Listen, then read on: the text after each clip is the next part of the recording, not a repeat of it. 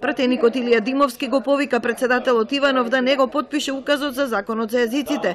Апелира и до колегите од СДСМ да не го изгласаат повторно, доколку согласно процедурите во рок од 30 дена повторно се најде пред нив. Доколку законот сепак влезе во правниот систем, Димовски ќе поднесе иницијатива и ќе побара поништување од Уставниот суд. Овој закон побудува страф кај огромен дел на граѓаните на Република Македонија. После овој закон нејасна е перспективата на Република Македонија како граѓанска држава, како унитарна држава и мислам дека е потребно Уставниот суд да го поништи овој закон и на тој начин не да ја затвори темата за употреба на јазиците, туку да ја отвори, но на адекватен, рационален начин кој што ќе значи барање на соодветни решенија во рамките на Уставот на Република Македонија. Реков, освен последниот член кој што утврдува дека стапува на сила законот тогаш и тогаш, сите други членови во овој закон се неуставни. Иницијативата пред Уставниот суд ќе ја поднесе лично, но уверен е дека партијата го дели истиот став. Пратениците од ВМРО ДПМН имаат исто мислење во однос на учеството во работата на собранието. Нема демократски амбиент. Ќе присуствуваат на седницата на која ќе говори генералниот секретар на НАТО Столтенберг, но не и на другите седници.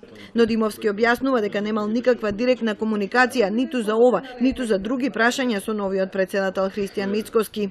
За жал, директна комуникација се уште не е воспоставена. Јас пожелувам среќа и успех, све што можам да помогнам на мојата партија на која што сум припадник, може би и повеќе од 20 години, ќе го направам во следниот период и како пратеник и како член на партијата, но за жал, велам, се уште не е воспоставена директна комуникација. Јас ги очекувам неговите чекори, не толку во поглед на кадровско позиционирање внатре во партијата, туку во поглед на концептите и во поглед на политиките кои што ќе ги има ВМРО ДПМН. Мојот став е дека партијата треба малце да го отвори своето дејствување, да признае дел од сопствените грешки во минатото и да овозможи окрупнување на делот од општеството кој што апсолутно се спротивставува на политиките кои што ги има СДС. Председателот Иванов има рок до 18 јануари да го потпише указот на законот за јазици или да го одбие тоа, пошто законот се враќа во собрание. Во 2008-та, кога првпат беше донесен закон за јазикот што го говорат над 20% од граѓаните, председателот Бранко Црвенковски не го потпише указот, па законот повторно беше донесен од собранието едногласно со 76 гласа. Тогаш председателот не спореше со содржината на законот, туку со несоодветната процедура во неговото носење, без учество на тогашната опозиција.